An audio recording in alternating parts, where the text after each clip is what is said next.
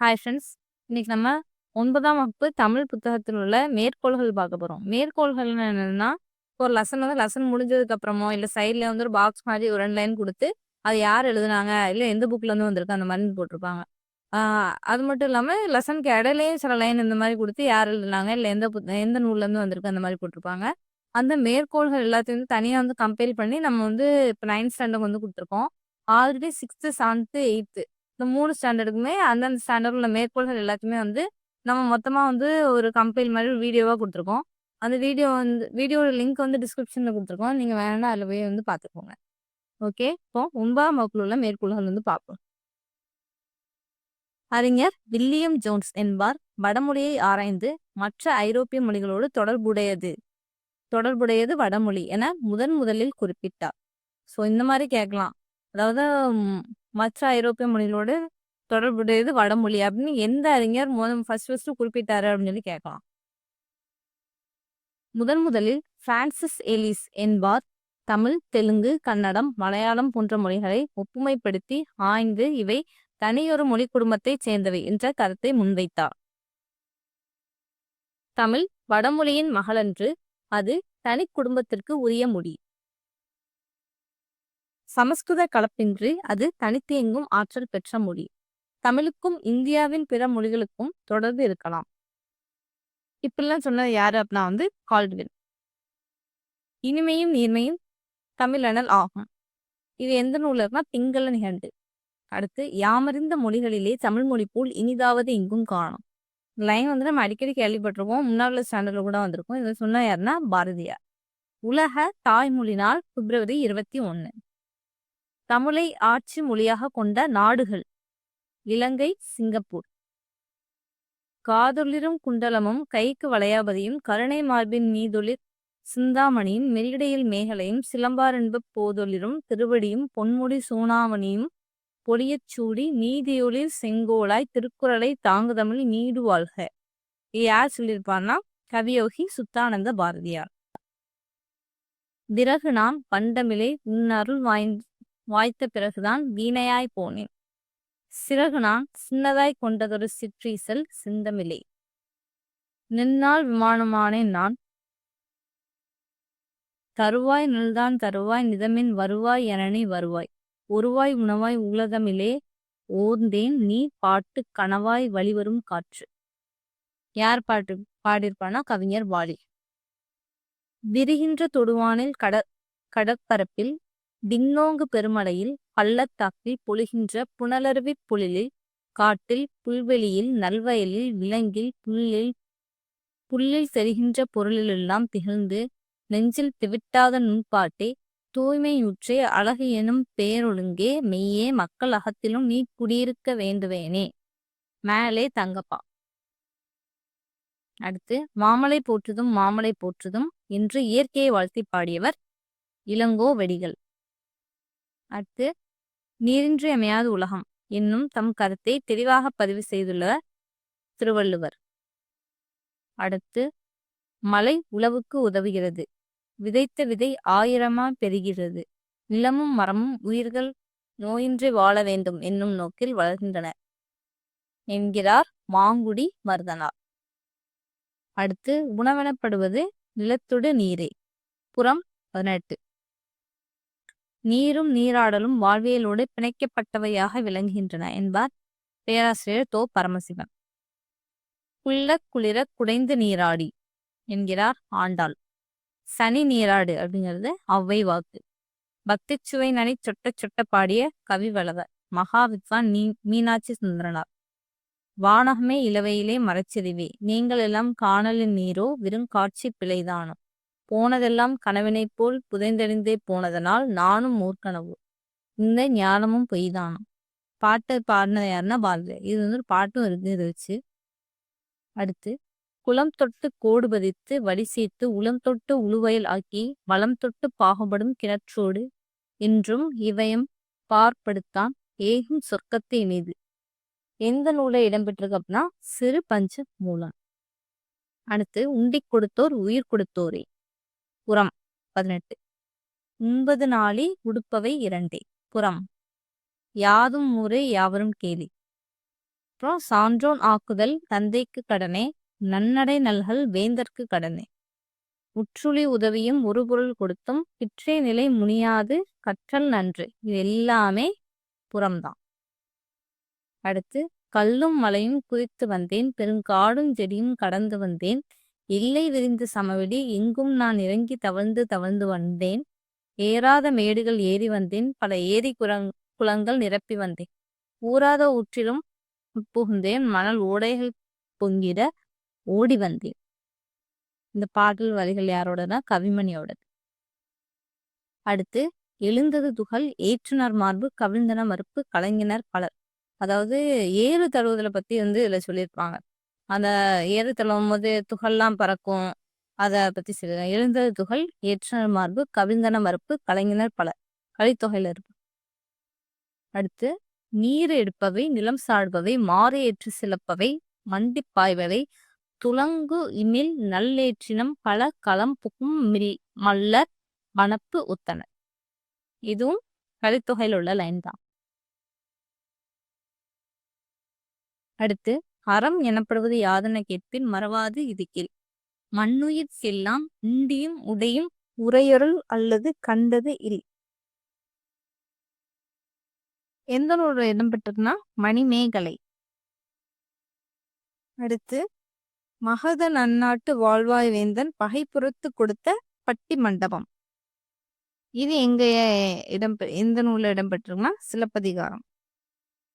அடுத்து பட்டி மண்டபத்து பாங்கருந்து ஏறுமே, இது மணிமேகலை இடம்பெற்றிருக்கு. அடுத்து பட்டி மண்டபம் ஏற்றனே ஏற்றனே ஏற்றினோடு இரண்டும் அறியேனே, இது எதில் இடம்பெற்றனா பெற்றிருக்குன்னா திருவாசகம்.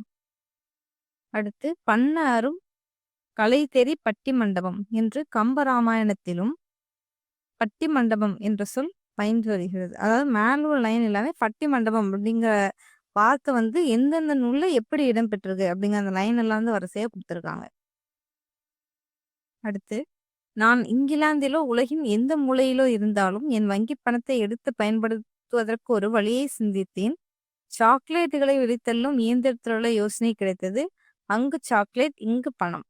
இப்படி சொன்ன யாருன்னா ஜான் ஷெப்பர்ட் வாரன்.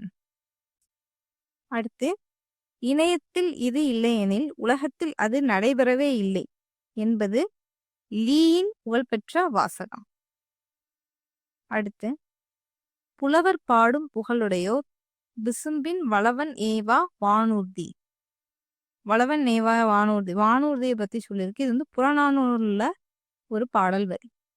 அடுத்து அந்திர தரத்தார்மையேன என ஐயரும் தந்திரத்தால் தம நூல்கரை கண்டவன் வெந்திரத்தால் பெருந்தச்சனை குவியோர் எந்திர ஊர்தி ஏற்றுமே. அதாவது எந்திர ஊர்தியை பத்தி சொல்லியிருக்காங்க. இதுனா சீவ சிந்தாமணி நாமகள் இளம்பகத்துல. அடுத்து முடியாது பெண்ணாலே என்கின்ற மாயேனே முடக்க வந்தவன் யாரு, தந்தை பெரியாரு. விடியாது பெண்ணாலே என்கிற கேலியினை மிதித்து துவைத்தவர் யாரு, நம்ம பாரதியாரு. பெண்ணடிமை தீரும் வரை மண்ணடிமை தீருமோவென இடிமுழக்கம் செய்தவர் யாரு, பாரதிதாசனார்.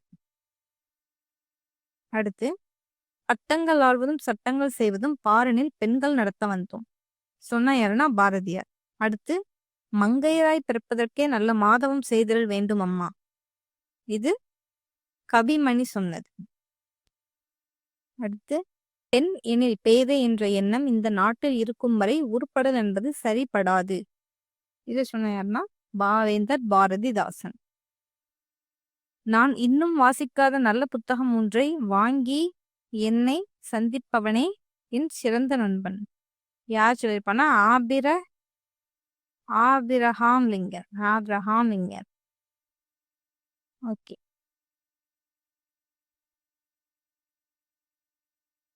இன்றும் நிலை பெற்றுள்ள பேரறிஞர் அண்ணாவின் புகழ்பெற்ற பொன்மொழிகள் சில. மாற்றான் தோட்டத்து மளிகைக்கும் மனமுண்டு, கத்தியை தீட்டாதே உன்றன் புத்தியை தீட்டு, வன்முறை இரு பக்கமும் கூறுள்ள கத்தியாகும், எதையும் தாங்கும் இதயம் வேண்டும். அடுத்து சட்டம் முறிட்டரை அதில் வழக்கறிஞன் வாதம் ஓர் விளக்கு. மக்களின் மதியை கெடுக்கும் ஏடுகள் நமக்கு தேவையில்லை, தமிழரை தட்டி எழுப்பும் தன்மான இலக்கியங்கள் தேவை, தன்னம்பிக்கை ஊட்டி மதிப்பை பெற நூல்கள் தேவை. அடுத்து நல்ல வரலாறுகளை படித்தால்தான் உள்ளத்திலே புது முறுக்கு ஏற்படும். அடுத்து, இளைஞர்களுக்கு பகுத்தறிவும் சுயமரியாதையும் தேவை. அடுத்து, இளைஞர்கள் உரிமை போர் ஈட்டி முனைகள். அடுத்து, நடந்தவை நடந்தவையாக இருக்கட்டும், நடப்பவை நல்லவையாக இருக்கட்டும். வாழ்க்கையில் அடிப்படை தேவைகளுக்கு அடுத்த இடம் புத்தக சாலைக்கு தரப்பட வேண்டும். சொன்ன யாருன்னா அறிஞர் அண்ணா. உலகில் சாகாவரம் பெற்ற பொருட்கள் புத்தகங்களை. இது சொன்ன யாருன்னா கதை. அடுத்து, கல்லும் உலோகமும் செங்கலும் மரமும் மண்ணும் சுதையும் தந்தமும் வண்ணமும் கண்ட சர்க்கரையும் மெழுகும் என்றுவை 10 செப்பத் தொழிற்கு உறுப்பாவன. இது எந்த நூலில் இடம்பெற்றிருக்குன்னா திவாகர நிகண்டு. அடுத்து, ராவண காவியம் காலத்தின் விளைவு ஆராய்ச்சியின் அறிகுறி புரட்சி பொறி உண்மையை உணர வைக்கும் உன்னத நூல். இது சொன்ன யாருன்னா பேரறிஞர் அண்ணா. அடுத்து, எத்தனை பெரிய வானம் எண்ணிப்பார் முனையும் நீயே. தனை கொய்யா பிஞ்சு நீ அதில் சிற்றெரும்பே. அத்தனை பேரும் மெய்யாய் அப்படித்தானே மானே. பித்தேரி மேல்கீழ் என்று மக்கள் தாம் பேசல் என்னே. இத பாடின யாருன்னா பாவேந்தர் பாரதிதாசன். அடுத்து, நேதாஜி தமிழ் வீரர்களை பாராட்டி நான் மறுபடியும் பிறந்தால் ஒரு தென்னிந்திய தமிழனாக பிறக்க வேண்டும் என்று கூறியிருக்கிறார். சொன்ன யாருன்னா பசும்பொன் முத்துராமலிங்க தேவர். அடுத்து, நேதாஜியோட பொன்மொழிகள். அநீதிகளுக்கும் தவறான செயல்களுக்கும் மனமொப்ப இடம் தருதல் மிகப்பெரிய குற்றமாகும். நீ நல்வாழ்வை தந்தே ஆக வேண்டும் என்பதுதான் காலத்தால் மறையாத சட்டமாகும். எந்த விலை கொடுத்தாவது சமத்துவத்திற்கு போராடுவதே மிகச்சிறந்த நற்குணமாகும். அடுத்து, மனதை மலர வைக்கும் இளங்கதிரவனின் வைகறை பொழுது வேண்டுமா? அப்படியெனில் இரவில் 2 நேரங்களில் வாழ கற்றுக்கொள். விடுதலையினால் உண்டாகும் மகிழ்ச்சியும் சுதந்திரத்தினால் உண்டாகும் மனநிறைவும் வேண்டுமா? அப்படியானால் அதற்கு விலையுண்டு. அவற்றுக்கான விலை துன்பமும் தியாகமும் தான். மரண தண்டனை பெற்ற அப்துல் காதர் பின்வருமாறு கூறினார். வாழ்வின் பொருள் தெரிந்தால்தான் மனதின் மேல்நிலை அடைவான். நாட்டிற்காக உயிர் நீத்த முழுநிலவனை போன்ற தியாகிகள் முன்பு நாங்க மெழுகுபத்திகள் தான். பொறிமயிர் வாரணம் கூட்டுரை வயமா புலியோடு குழும. இது அதாவது அந்த காலத்து மிருகக்காட்சி வனவிலங்கு சரணாலயம் அது இருந்ததை பத்தி இந்த லைன் சொல்லுது. அதான் சொல்றேன். என்ற அடிகளின் மூலமாக மதுரையில் வனவிலங்கு சரணாலயம் இருந்த செய்தி மதுரை காஞ்சியின் மூலம் அறியலாம். இது மதுரை காஞ்சியில இடம்பெற்றிருக்க லைனு. சொன்னா யாருன்னா மா ராசம் மாணிக்கனார். அடுத்து, பொதியை ஏத்தி வண்டியிலே பொள்ளாச்சி சந்தையிலே விருதுநகர் வியாபாரிக்கு செல்லக்கண்ணு நீயும் வித்து போட்டு பணத்தை என்ன செல்லக்கண்ணு. யார் பாடியிருப்பான்னா மருதகாசி. அடுத்து, வயலிடை புகுந்தாய் மணிக்கதிர் விளைத்தாய் வளைந்திசல் கால்களால் ஆரே அயலுள உடை தாமரை கொட்டி ஆமலின் இதழ்களை விரித்தாய் கையிலிடை செங்கன் கருவரால் வாளை கரைவளர் தென்னையில் பாய பெயரிடை பட்ட வானனத்தென்றும் பெருங்குளம் நிறைந்து விட்டாயே. இத பாடின யாருன்னா வாணிதாசன். மொழி என்பது உலகின் போட்டி போராட்டத்திற்கு ஏற்ப ஒரு போர்க்கருவியாகும். அக்கருவிகள் காலத்திற்கேற்ப மாற்றப்பட வேண்டும். அவ்வப்பொழுது கண்டுபிடித்துக் கொள்ள வேண்டும். இன்றைய அறிவியல் வளர்ச்சிக்கேற்ற நூல்கள் தமிழில் படைக்கப்பட வேண்டும். இது சொன்ன யாருன்னா தந்தை பெரியார். தந்தை பெரியாரை பத்தி புரட்சி கவி பாரதிதாசன் சொன்னது. பாரதிதாசன் தான் புரட்சி கவின்னு சொல்லுவாங்க. தொண்டு செய்த படுத்த பழம் தூயதாடி மார்பில் விழும் மண்டை சுரப்பை உலகு தொழும் மனக்குகையில் சொருத்தேலும் அவர்தான் பெரியார். அவர்தான் பெரியார். வேப்பம்பூ மிதக்கும் எங்கள் வீட்டு கிணற்றில் தூர்வாரும் உற்சவம் வருடத்திற்கு ஒரு முறை விசேஷமா நடக்கும். ஆள் நீருக்குள் அப்பா முங்க அதிசயங்கள் மேலே வரும். கொட்டாங்குச்சி கோழி கரண்டி கட்டையோடு உள்விழுந்து துருப்பிடித்த ராட்டினம் வேலைக்காரி திருடையதாய் சந்தேகப்பட்ட வெள்ளி டம்பர் சேற்றுக்குள் கிளறி எடுப்போம் நிறைவையை சேருடாவென அம்மா அதட்டுவாள். என்றாலும் சந்தோஷம் கலைக்க யாருக்கும் தான் மனம் வரும். பகைவென்ற வீரனாய் தலைனை சுட்ட சுட்ட அப்பா மேல் வருவார். இன்று வரை அம்மா கதவுகளின் பின்னிருந்துதான் அப்பாவோடு பேசுகிறாள். கடைசி வரை அப்பாவும் மறந்தே போனார் மனசுக்குள் தூரெடுக்க. இந்த லைன் சொன்ன யாருன்னா நான் முத்துக்குமார். இருத்தலனும் சமுத்திரம் அது பேரூரிலிருந்து வந்தது. மெய்மையெனும் இந்த ரத்தினம் ஊடுருவி பார்த்ததில்லை எவரும். அவரவர் இயல்பின்படி சொல்லிச் சென்றார்கள். ஒவ்வொருவரும் எதனுடைய குணத்தையும் விளக்க முடியாது. எவராலும் நமது மகிழ்ச்சியின் தோற்றுவாயும் துயரத்தின் சுரங்கமும் நாமே. நீதியின் இருப்பிடமும் அநீதியின் அஸ்திவாரமும் நாமே. தாழ்ச்சியும் முயற்சியும் நாமே. நிறைவும் குறைவும் நாமே. ரசம்போன கண்ணாடி சகலமும் தெரியும். ஜாம்ஷீத்தின் மாயக்கிண்ணம் இரண்டும் நாமே. இதை சொன்ன யாருன்னா மருகையாம்.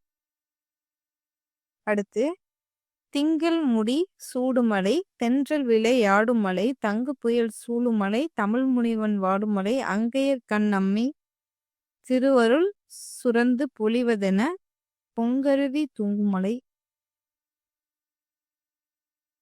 பொதிய மலை என்மலையே குமர குருபரர். அடுத்து யாதும் ஊரே யாவரும் கேளீர். இதை சொன்ன யாருன்னா கணியன் பூங்குன்றனார். அடுத்து நான் மனிதன் மனிதனை சார்ந்த எதுவும் எனக்கு புறமன்று. இதை சொன்ன யாருன்னா லத்தீன் புலவர் தெரன்ஸ். அடுத்து பூட்கையில் யாக்கை போல இன்னும் அடியில். இந்த அடியை சொன்ன யாருன்னா ஆலந்தூர் கிழார். திருக்குறளை பற்றி கூறும்போது இத்தகைய உயர்ந்த கொள்கைகளை கொண்ட சீர்களை உலக இலக்கியத்திலே காண்பது அரிது. யார் சொல்லியிருப்பானா ஆல்பர்ட் ஸ்வைட்சர். அடுத்து படுதிரை வையம் பாத்திய பண்பே. இது தொல்காப்பியத்துல உள்ள ஒரு லைன்.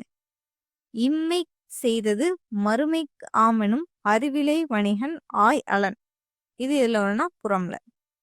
அடுத்து பண்புடைமையாவது யாவர் மாட்டும் அன்பினராய் கலந்து ஒழுகுதலும் அவரவர் வருத்தத்திற்கு பரிதலும் பகுத்து உண்டலும் பழிரானலும் முதலான நற்குணங்கள் பலவும் உடைமை. சொன்ன யாருன்னா ஹரி பெருமாள்.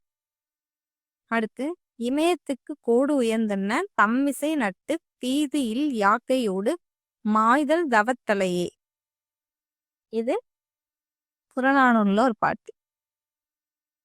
அடுத்து இமய தீந்தி இன்குரல் பயிற்சி கொண்டல் மாமலை பொழிந்த நுண்பல் துளியினும் வாலிய பலகை. இது எந்த நூலை இடம்பெற்றதுன்னா புறம். அடுத்து பிசிராந்தையர் கோப்பெருஞ்சோழனுக்கு கூறியது போல தமிழ் சான்றோர் பலர் வாழும் ஊரே வாழ்க்கைக்கு இன்பத்தை தருவதாகும்.